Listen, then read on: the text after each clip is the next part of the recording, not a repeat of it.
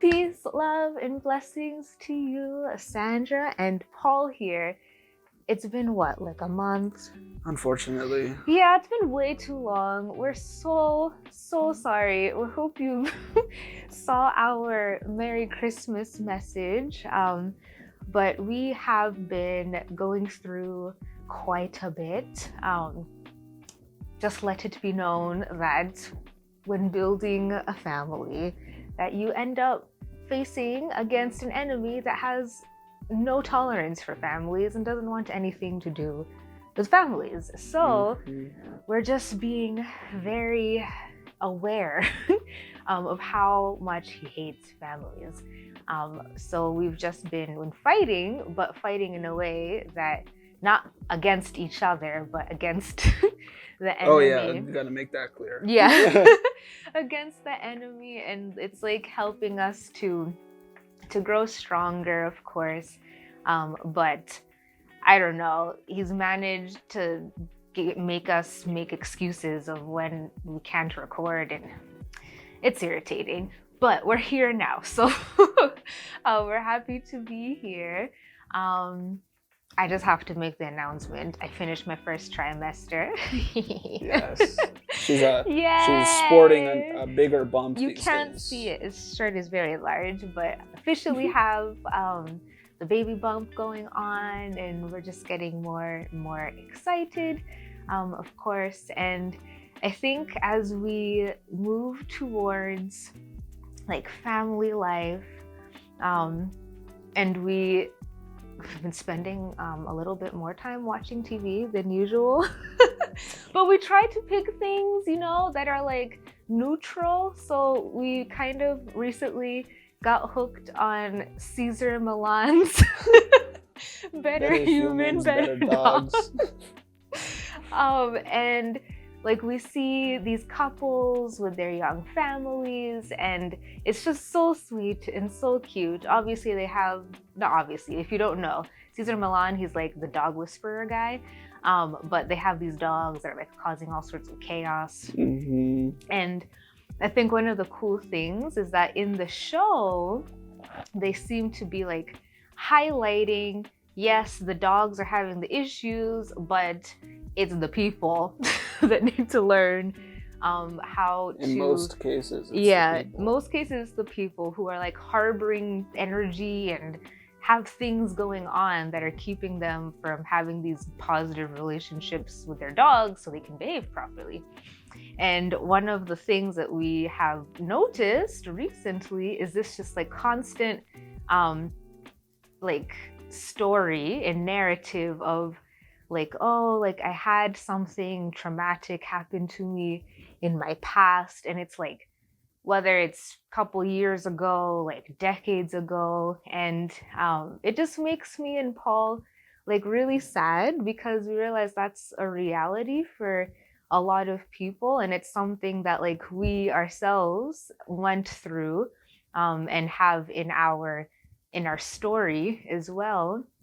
But we just want to have a conversation relating to that, relating to the traumas that we have, and hopefully by the end you'll be motivated to spend this new year like unpackaging that, letting go of it, and allowing God to just wrap his love all around it and turn it into something beautiful, turn it into something that doesn't create pain and distress and anxiety and all the different symptoms that come with it, but instead is a source of strength, actually.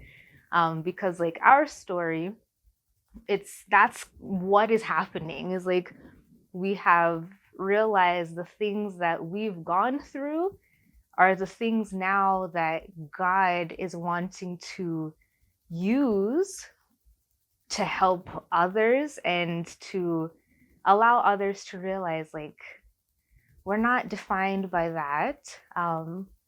There's more, there's so much more that God wants to give us, but it's like when you hold on to those things, it's like we're keeping space in there for that if it's released, like God's love can be in that instead. And the result of releasing that and having God's love is like what we're experiencing. Like, I'm saying how we're fighting the enemy and all of that, but bottom line, like, we are the most joyful we have ever been. We For me especially, like, I have never experienced like such peace in my life. I haven't laughed so much in my life. Like, I haven't felt like so childlike in my life. um and so there's just so much life that comes when we're able to just open our hands and tell God, like, please, take this broken part of me, and do with it as you will. So, like, my part of the story, I think we've shared it like in many different ways. I don't know if anyone has like followed my story in like even before us doing set apart, but like my story has come with like abusive relationship situations, like sexual abuse. um just can't really even count the number of times like I've been raped, suicide attempts, have been kidnapped, like, and all of that has like created this mess and had created this mess where I was then dependent on alcohol. Like, I was super dependent on smoking marijuana, like constantly, because that was kind of like my self medication. Um, I was seeing like psychologists, but with how damaged I was, let's say, yeah, just how broken I was like the worst patient because I was just so closed and I wanted nothing to do with anyone entering into my like personal heart space. So I just was like coasted through like therapy sessions with them giving me tools to help me when I'm going to enter panic attacks or like just coping mechanisms, but it never really got down to the roots and the issues of what was going on and why it was going on. These were things that you didn't even know that you were closing off either. It's not like you chose to be like, okay, well, I'm going to these things, well, but I'm gonna purposely not tell them this. Yeah. It's where like you have these doors that are so thick and so closed, right, that you don't even know that they're closed. Yeah. And so, I mean, all of this like was in a time span of like years. And then it wasn't really until um like COVID hit where I had to like where I was just done, where I'm like, I can't do this anymore. And it was kind of like and even that took a couple of years of finding the space, the courage to turn to God and look at him not as this scary person that I want to like hide from so he doesn't see me in my like hot mess state, but see him really as a father who wants to help me. And so um I had spent so much time by myself alone in churches crying, and really trying to like work through all these emotions and process what was going on, what has happened, and trying to do that sober. And I'm trying to do it and then I'd mess up and then I'd do it and then I'd mess up. I'll be good for a while and then I'd mess up again. And so it's just this like crazy like washing machine cycle of life. Um, but it wasn't really until like I just honed in on God as being the only person who can like heal me, who has the love that won't hurt me, who has a love that is merciful, who has like the only love that is perfect. That really can put me back together again. Yeah, really the only love that we ever really desire. And a lot of us don't even realize that that's the love that we need. Because we find ourselves trying to find love in in external things that are fading and they're passing. So it could be like dogs, right? Dogs. We try to find our coping mechanism in dogs or in cats, or even in exercising.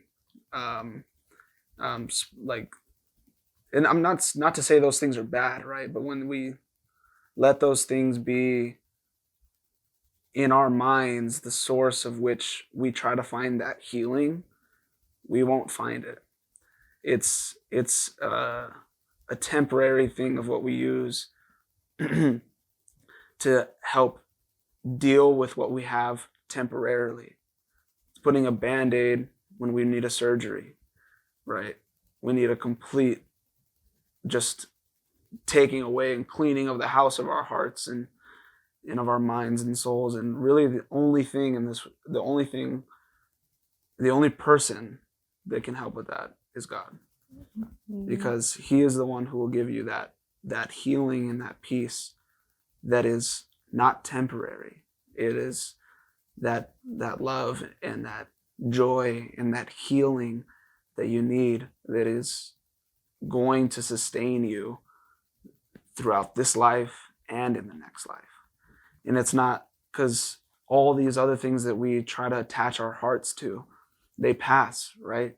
We attach it to a person, they pass, they can leave, they can die, unfortunately, right? We can attach ourselves to alcohol, we can attach ourselves to like weed, right? Drugs, we can attach ourselves to pornography, right? Which is unfortunately my case. We can attach ourselves to wanting other people to see us in a certain way. We can attach ourselves to like what I just said, athletics, sports, fitness, like overly doing it. Can attach ourselves to, you name it. It can be all these things. What are they all common? What is the common thing about all these things? They're all temporary. None of them lasts for your whole life. None of them do. I mean, the person that you are attached to, right? They can be alive as long as you, but they won't ever be there for you every single moment of your life, when you're alone in your room, or if you're, whatever it may be the case, right? Like, God may place someone in your life that's wonderful, that can be there for you, that God can work through them. But again, if we make those things our gods, then we will not find what it is that our hearts truly need and desire. And like what I said, like just now, they're all temporary. The only thing where we can find our true joy and our true peace, and something to heal us, something that makes us stronger, right? Spiritually and physically and mentally, is that which is not temporary. What is not temporary? God is not temporary. God is eternal. He has this peace. He has happiness, joy, childlike joy, which is just, it's a fulfillment in life, purpose in life, and yeah, just God is your ultimate healing.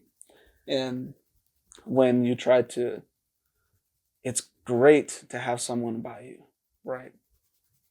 But you don't want to place them as the main source, expecting them to heal you. Yeah, that's a big burden and responsibility to put on someone. You can go with what you're saying. Go ahead. Yeah. Sorry. No, that's okay. It's because they can help you in certain situations, but ultimately they're not going to be the ones that heal that innermost part of your heart. They can't go into your heart and be like, okay, let me go ahead and, like, oh, that part's off, let me do that myself. No, I can't do that. I can love, right? I can love as much as I want, and that love is in itself healing. That love is God. God is love, right? So God works through that person, but you don't want to set that person, place, or thing as a point in which you are going to be healed. Only time you're going to be healed, not learning how to deal with something, not dealing with, healing from. Mm-hmm. When you get to heal from something, only God can give that. Yes, and I think that was one of the biggest things in major, like, I don't even know if it was a revelation or just when we started to talk, and we were getting to know each other.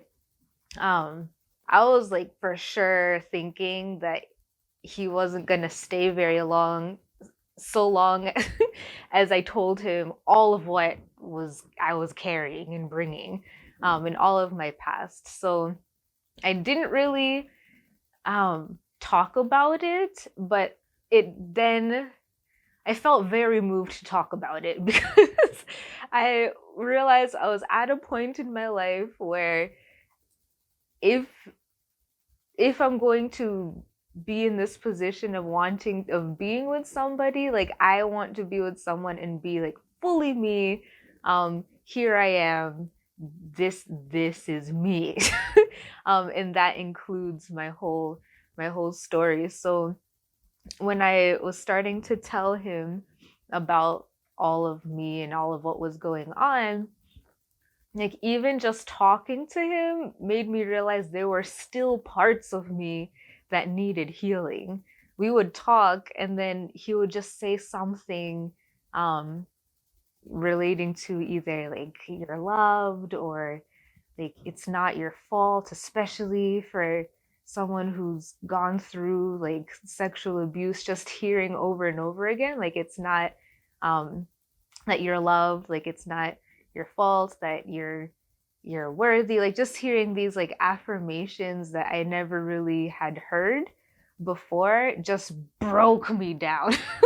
And so to me that was an indication that there was still stuff that I needed to heal from, but compared to how I used to do it, I wasn't looking to Paul to heal me. Even though he was providing things to help me, I wasn't going to put That it wasn't my on. intention, by the way. It wasn't my intention to be Yeah. like, I'm gonna say this so that I can help heal you. I was just wanting to speak from my heart what it is that I felt. And for me, I was just like, I'm gonna say all these things, and he's not even gonna know what to do or say with me, like say to me. So, but because God allowed him to speak through him to me, God's love entered into my heart and parts of my heart that I didn't even know I had locked up still. So that just made me realize that there are still things that I had to work through. But again, I was not putting it on Paul to help me work through it. But he was there to accompany me. He was there. We were here to pray together, to go to church together. But I wasn't relying on Paul to be the one that healed me. Um, and like and vice versa for the things that he had gone through. So I think that was one of the biggest things for us and something that uh, we realized was I guess unique to our relationship because we went through like I don't even know. I would think it feels like months, but I don't think it was even month. Maybe like a month or two. We were just deep, deep talking and talking through so much. But it really helped us to identify areas in our own lives where we needed God to enter in. We needed God's mercy, and we were able to pray for each other in helping that healing to happen. And so I am so grateful that God gave us the gift of communicating because I was the worst. Like I was the worst at communicating, especially feelings and emotions. But there's just something when God is the one orchestrating things, that he works in there, and he's the one that allows his love to flow through it. And because of that, like, we were able to get through things that I think a lot of people still struggle with, even who are married now, or yeah, just even who are married now and have families now and are having trouble with now. So we have this piece of paper here in this envelope because we've been praying about this. I think I mentioned it before, wanting to create a nonprofit, a ministry, something from where we feel God is taking us, and more just feel pulled towards like our using our experience to help bring a community of like families to be, um, who have that need of healing. And we had the absolute blessing of having not just one priest prepare us, but two. And Father, the priest that I don't know if he wants to be named, so I'll just keep his name out for now. The priest that prepared us, um, he brought in a resource that he got from his superior, like his boss, bishop, once upon ago. And this is a bishop that like worked in the tribune of the Catholic Church. So that's like, I don't know how to explain it properly, but I will say when it comes to marriages and people filing for divorces who have gone through church, the Catholic Church, and want to divorce, you have to go through this process in order to see like if that is something, if it is something that like they can actually say, okay, the grounds in which the marriage even started in the first place, like it wasn't right. Because really, once you join, what you join and what God joins, you're not supposed to pull apart. But either way, I think we all know at this point that there are a lot of broken marriages, a lot of broken families, and even more so families that are just all over, they're just struggling and having difficult times.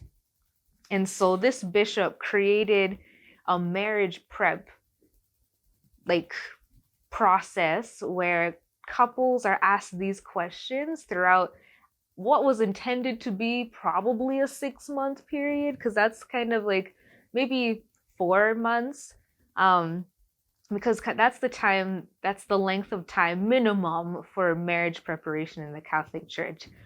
We went through this document in how long? Well, this was a 8 sessions that Father. That it took us, but to us it seemed like a very, I think it was supposed to be much longer.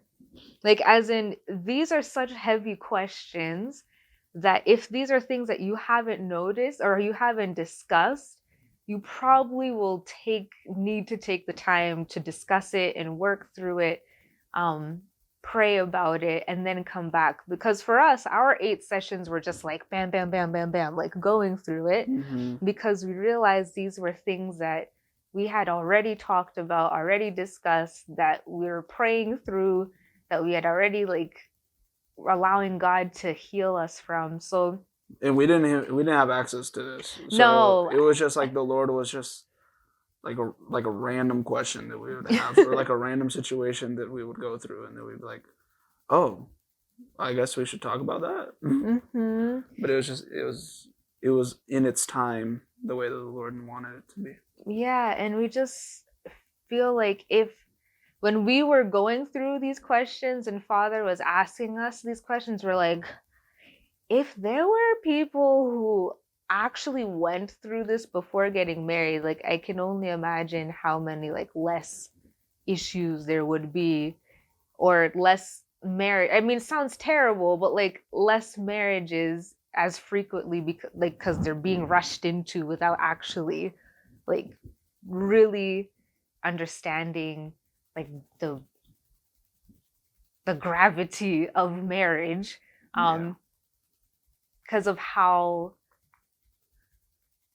big of a covenant it is. I mean, there's just that much more graces and blessings involved with it. But either way, all this to say, here's an example relating to kind of what we just were talking about, that I feel like if someone had ever come across, if a couple were asked these questions and they didn't go through what we went through and hadn't talked about it previously, it would create a time to talk about it, and hopefully it will.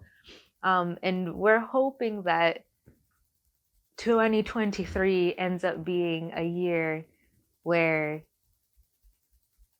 those who need that healing for deep wounds will open their hearts to God. So and help truly bring life into their lives, into their family lives. But here's an example question. Um Questions. It's one question, but it's like so many questions. Here, you can read it because I've been talking. From the whole one? Yeah, This number whole paragraph? 13. Yeah. Okay, the question goes as, Are there either are either of you victims of physical, sexual, or verbal abuse in your families of origin or elsewhere, effects of which are always brought into a relationship? If so, has there been qualified professional guidance for this past experience in its reasonable resolve, reconstruction, or self-esteem? That's another question. Like, has there Oh, been yeah, reconstruction of reconstruction. self Oh, of self? reconstruction of self-esteem. Mm-hmm. What fears, needs, what It's like fear? what fears slash need, like what fears and needs. Yeah. Do you perceive that you bring it to your marriage in the wake of this experience? Do you perceive that you will have to provide for your intended who has been such a victim? Or what do you perceive that you will have to provide? So, like, when we were being asked these questions, Father asked us separately, individually, and then he brought us together for us to discuss what we had discussed with Father individually. So, like, a question like that, um, yeah, I mean, basically have shared what we have said, and it wasn't anything that came to a surprise, or it wasn't something like oh my goodness. Yeah, it wasn't hard for us to answer, and it's a blessing. It really really is, because I mean, I know I've spent years like harboring and holding in um the scars and traumas, but after being able to let it go and giving it to God and then creating that space for him to come and heal, it's just something I want everyone to experience like so badly, because we don't have to hold on to these things. It's not anything that happens is not intended to like, well, what am I trying to say? Basically, like, what for me, I used to use my traumas and the issues that I had with that.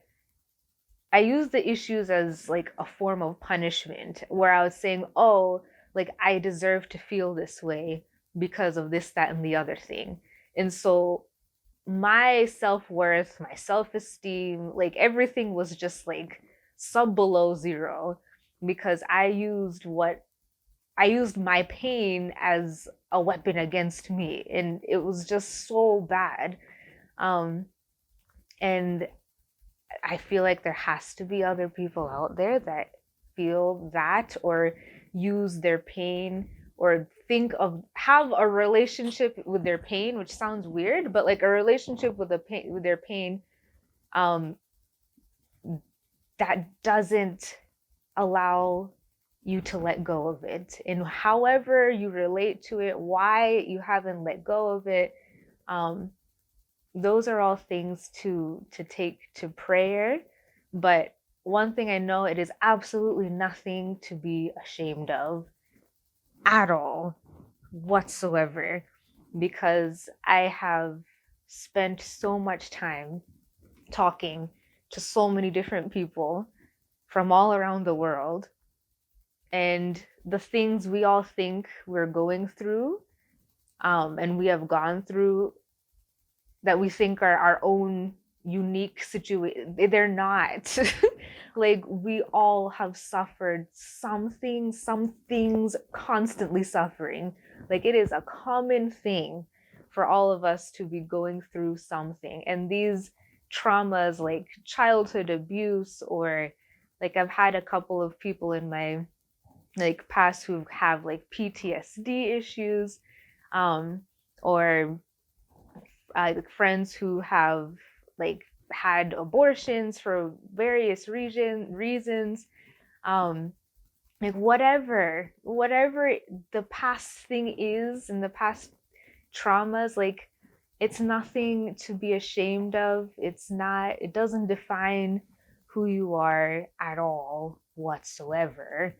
um it's just really unfortunate that we live right now in a time where, like, we can't even open up and be real with each other. And then even at any attempt, it's like you're afraid you'll be judged, or you're afraid you'll be not accepted when you're looking for that acceptance.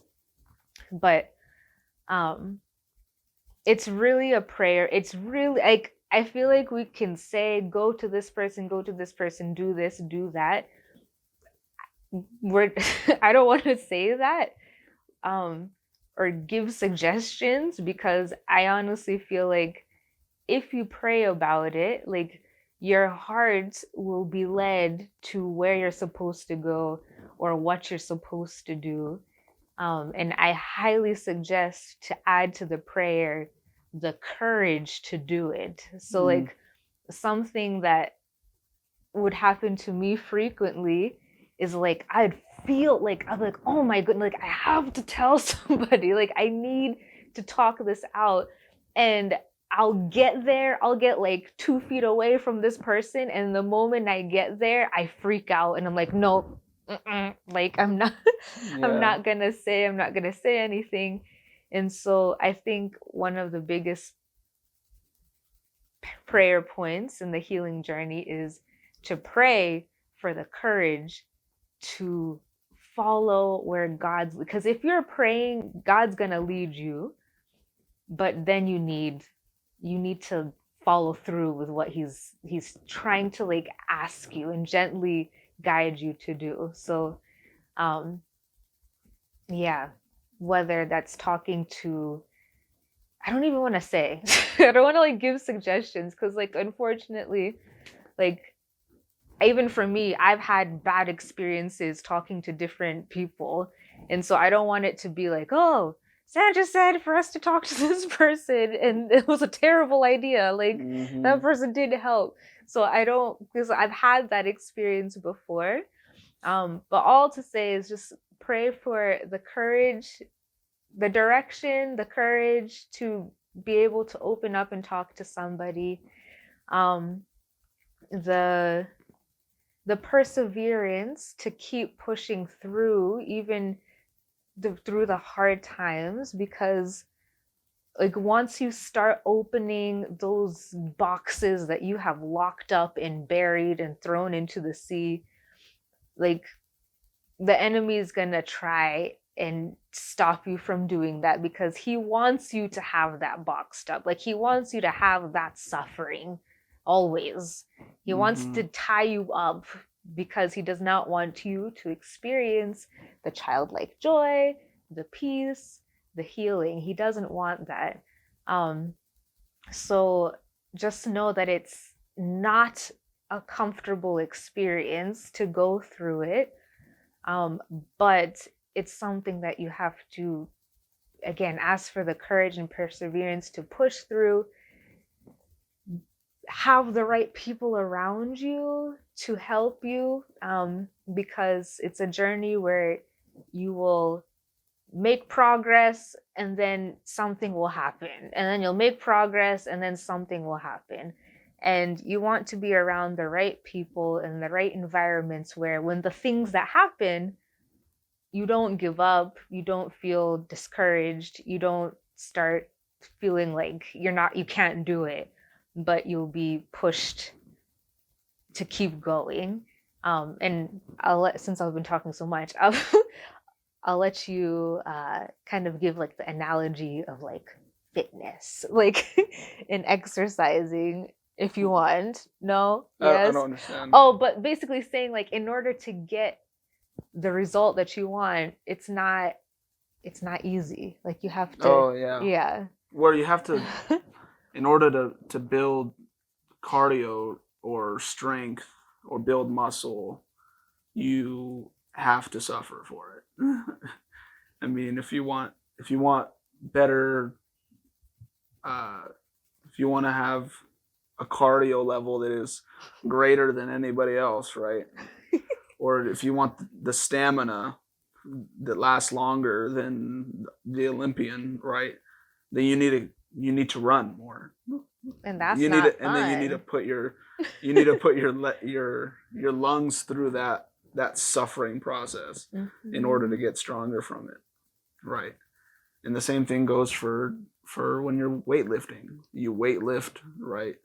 And then the next day or 2 days later, that muscle's sore and you could barely walk, right? But then afterwards, then you go back to the gym a week later from that, or however long afterwards, and then you're able to lift that weight easier because now your muscles have been broken down and have rebuilt stronger to withstand that. Mm-hmm. And the same thing goes for everything in fitness, really. Yeah, sorry, I didn't mean to put you on the same, spot. no, that's okay. Okay. And the same thing goes for when it goes spiritually, right? I mean, you have to go through in order to build a better spiritual fortress, like to be more fortified and stronger. Than you need to go through suffering. I mean, the Lord Himself went through suffering, and He resurrected, right? So yes. you need to accept the suffering before you get to experience the. And it's hard to accept it, and like that's another prayer point is to say, to pray that you will have this understanding and the fortitude that like I can make it through this, because on the other side what's waiting is like renewal, like a whole new life. Like for me it was basically feel like I hit restart on my life, and the things that have happened I know are a part of my life, but like I can talk about them, and I don't get hurt by it anymore, and it's something that now God is using, and God's able to like turn the messiness into something beautiful. I think when you were talking about the fitness thing, I was also thinking about like for me, I have a problem with baked goods. Oh yeah. So like if you're trying to stop eating a certain thing, for me like baked goods, it hurts to it hurts to pass through the store and not get the cookies or not get the donuts or not get the cakes. But after a certain point, like you start building up the stamina of being able you don't even crave those things you don't anymore. crave it. If someone offers it to you, you can say no very easily. But obviously along the way you probably have like bitten a sweet thing, or like, oh, let me just get a Kit Kat real quick, like like you along the way, like it's like you might have fallen but you're making progress. So kind of keep that in your head too, in that journey of healing as well. But yeah, so we're gonna pray for everybody for this year, that it could be a year of healing with scars within yourself, maybe it's healing of broken relationships in families, people that you might not have talked to and who knows how long for whatever reason now. Um, it's just time that we discover the love that we all are truly like desiring to have but don't, because we're holding on to all these things. We're carrying so much more weight than we actually need to. And it would be great if this year we can start like unburdening ourselves in 2023. And you'll see, it'll be so great. After that journey, it's just so beautiful. So we'll be praying for you, for your families. Happy New Year. Happy New Year. And yeah, we'll keep you posted, like with regards to this whole ministry nonprofit idea. It's still forming. We're still learning and hearing from the Lord what He wants with it, but it definitely involves the healing aspect of things, in addition to kind of what is on the last tribe right now, like building strong families, and especially through learning like traditions and like things that can help keep a family alive even when times are tough. Mm-hmm. Because as the climate scientist that I am, there's a lot of tough times ahead that I am just foreseeing. But there are many ways that we can get by it and get through it, and not just survive, but be able to thrive through it. And so those are things that we want to kind of base this idea ministry around. So we'll see. We'll keep you updated with that. But thanks for listening. Yes, I think this one was a longer episode. It definitely was.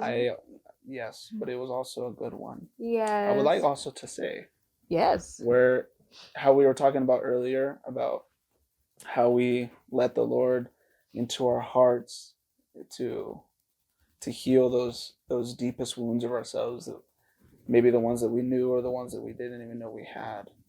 That it is great to talk with those you trust, but talking can only get you so far if you don't let the Lord heal you. Because I can tell Sandra, I can tell Sandra so much, right?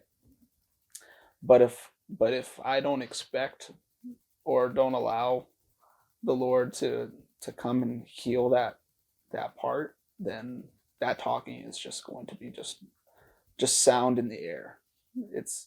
You can talk about it. You can be every single week, well, this is how I messed up again. And then you come next week, this is how I messed up again. Let me talk about it. I did this and this and this and this and this and this, and I did that. Or this happened. Let me talk about it again. Talk about it again.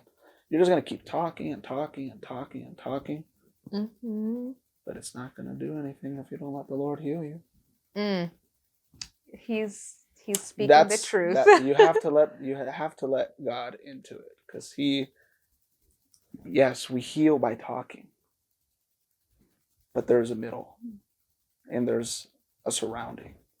That middle and surrounding, you guessed it, is God. Yes, talk to Him as you would be talking to people. Like, all talk to God. That's a really thank you for saying that, because it ends up being a journey where like you start becoming really dependent possibly on the people that you're talking to like help you, and or you use them as your crutch, or you see them as you're the one that's gonna get me to heal. But the whole point of this, that hopefully that was made, was that God is the one that provides the healing. The only one who can provide the healing. Yes, and the deepest healing. The healing that you need. Mm-hmm. He can use other people, like He used Paul to get to my heart, and then realize, oh, and then from there it's your decision. Yes, exactly. From there it's your decision. Do I want to let that healing take place? Yes. Do I want to let the Lord come? Yes. And so if you ever... It's cooperating graces. Ooh, yes. But if you're at like a total loss as to who to talk to, what to do, where to go, because we didn't want to give any any recommendations. We wanted God to do that. Like if you want to help, the help of like even getting started, like feel free, reach out to us. Our our emails are on there. And like the contact page. We have the Discord channel. I'm just really bad at engagement. Like if someone isn't there on Discord engaging, I feel really weird just posting things. Like this is probably why we're not on social media. We're like not good at it. But there is a Discord channel, so if you ever wanted to like come on board and chat things out there, but if it's more private, like email us. I love emailing. I love you can typing things. Emails really quickly. Yes.